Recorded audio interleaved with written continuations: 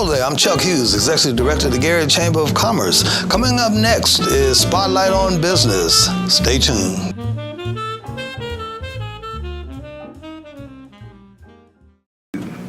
Hello, I'm Chuck Hughes, Executive Director of the Gary Chamber of Commerce, and I'd like to welcome you to this week's edition of Spotlight on Business. And this afternoon, our spotlight shines on Mr. Jerome Nelson. Jerome, you are the CEO of the Renaissance Group, LLC. Yes. Welcome to the program. Thank you very much. My pleasure being here. You know, Jerome Nelson, I've heard that name before. Tell us a bit about yourself. I believe you are a native of Gary, Indiana, and you left us for a while. Yes, Share that story. That's correct. Born in Gary, raised in Gary. Everybody never had a chance to go to Fayetteville. I went to Fayetteville High School. Everybody get a chance to go to that school. Won't hold that against That's you. okay. Went to Fayetteville High School, graduated in 1967.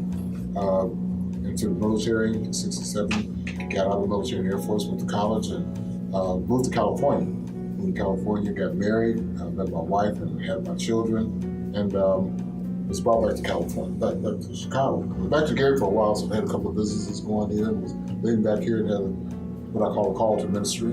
Left and went to Chicago, to seminary, and started working for a denomination. And did that for the last 20 years, and I since retired in August of last year, and moved back home. And I always said that when I finished doing that, I would always felt that I was called to do what I was doing, but I wanted to come back and live out my passion. My passion was to help this community, come back and do some things to be useful and give back. I feel like I've been blessed. Well, listen, and I'm sure the Gary community is proud and happy to have a person of your ilk here. Now, you mentioned the fact that you were in some businesses here, but if memory serves me correct, you also were a big part of the political scene in Gary for a while. Yes, I was. Yes, I was. So, I hope those are fond memories for you. Those are good memories. Those are good memories. So involved with politics very heavily for about 12 years before I moved to Chicago. Well, you know, Mr. Nelson, the reason why you're here now is we appreciate the fact that you returned to your hometown and you just jumped right in with both feet. I mean, you're now a member of the Chamber of Commerce. Yes. You're on the executive board of the Chamber of Commerce. You're a board member of the Chamber of Commerce.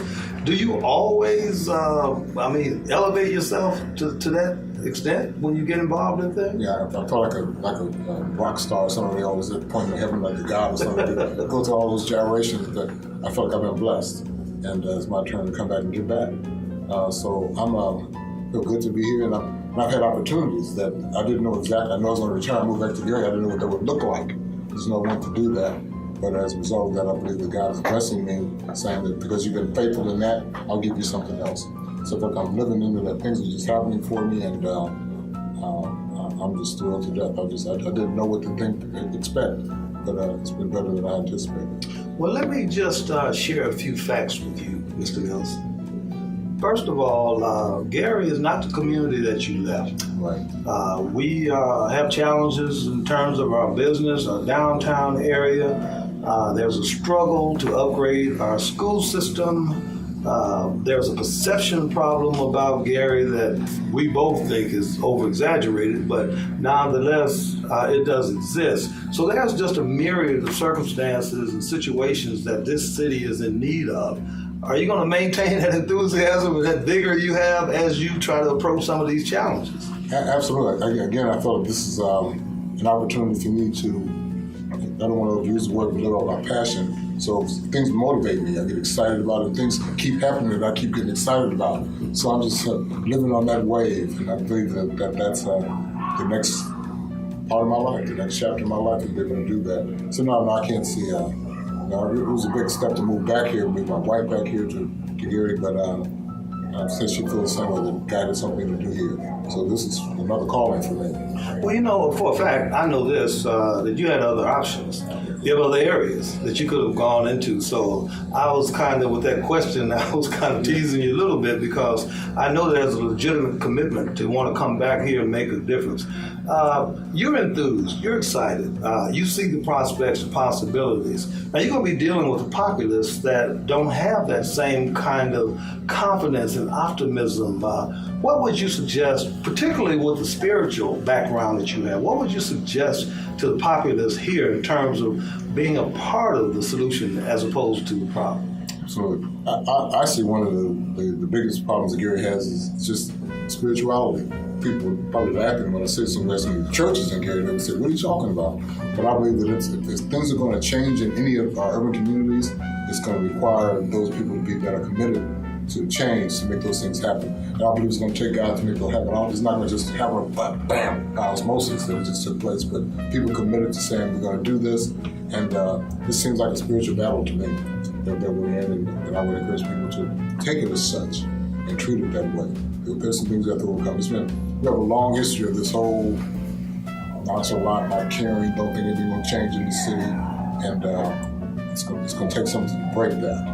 But I think the people being enthusiastic and watching things happen and getting involved in stuff, we kind of help that spirit.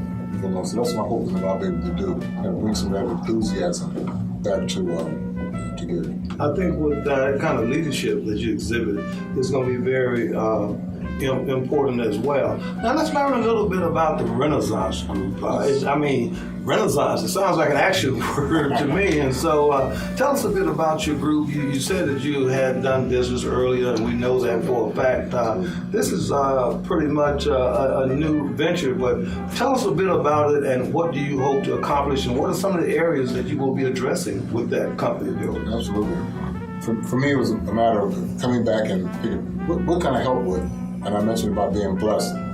To me, the whole concept of Renaissance, the whole initiative was about the Renaissance man or the Renaissance woman. What did that mean?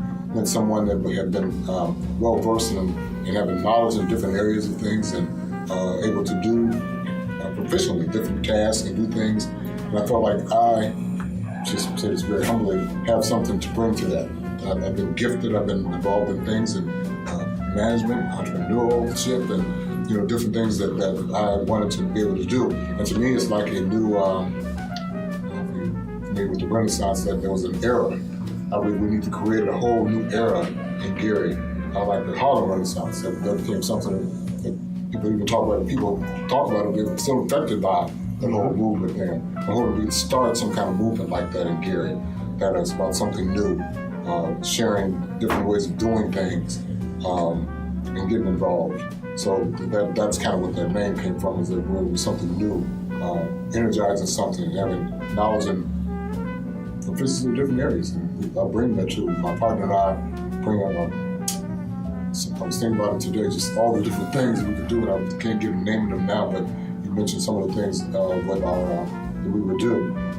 Some years ago, a word that people probably don't use, like an 80s term when I was in banking for a while, and it was called efficiency experts, where I was actually employed to one of the companies. I would come to one of the companies and sit with the management, review the staff, sit and talk with the staff, and my job was to come in and see how we can make this operation better, more efficient, and sometimes it meant firing people. I mean, if you come in and say, we need you to tell us what we need to do, we want to move this thing forward.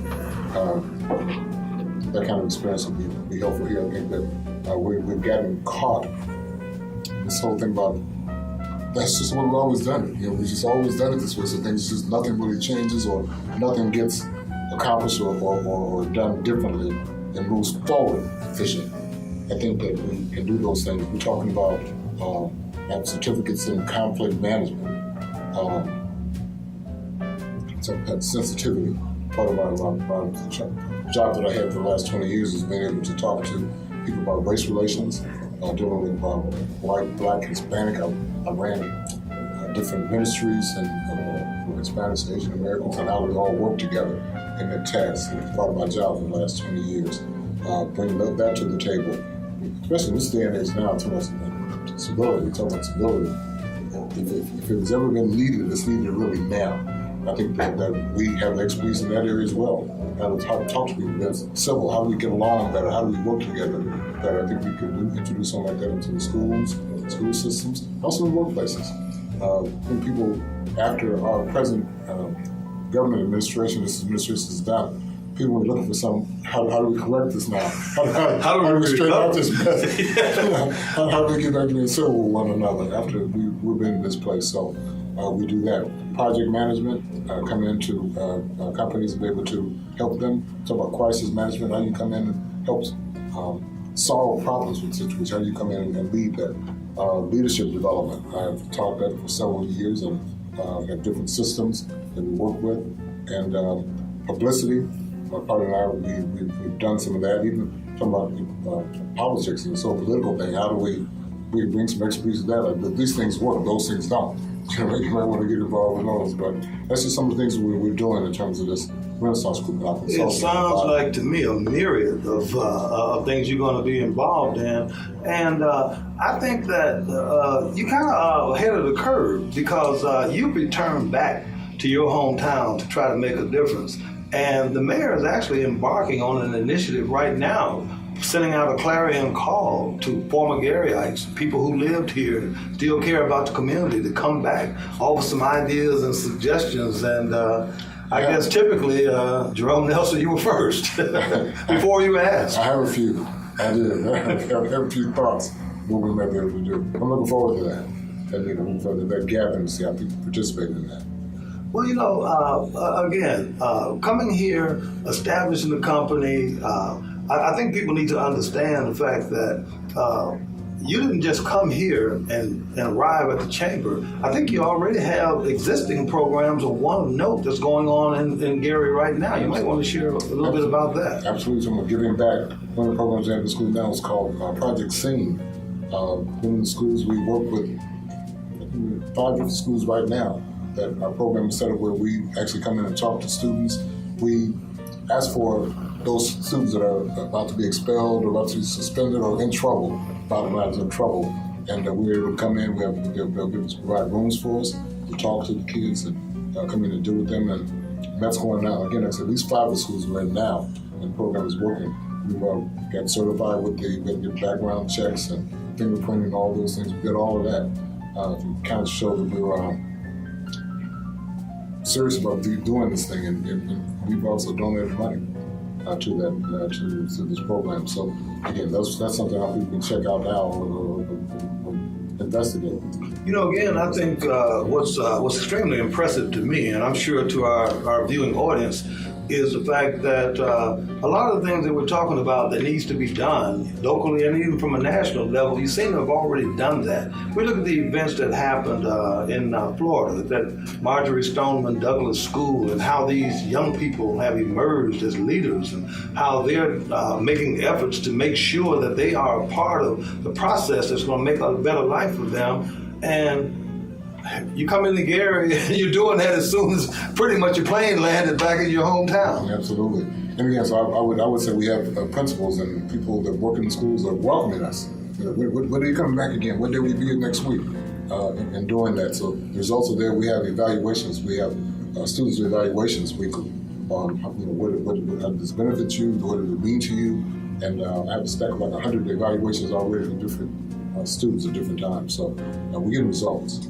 Well, Jerome Nelson, I tell you, we only have a couple moments left in this program, and I think those who have watched this show are excited as I am, particularly with you joining the Chamber family and being able to work with your company in concert with the Chamber and other entities throughout the city to make sure that you do your part and we do our part in trying to improve our city. So you have about 10 seconds if you want to say hi to somebody. No, you want to wrap it up. If I can just say quickly that my first one of the things I was reading when I was coming back was that the mayor had a statement in the paper about she believes the small businesses is the answer for the success of this turnaround things in Gary. I believe in that. I think let me go and start some businesses there. if that's going to help out, let me go do that. So I believe that, and I believe that working with the city, and I can't think of a better platform.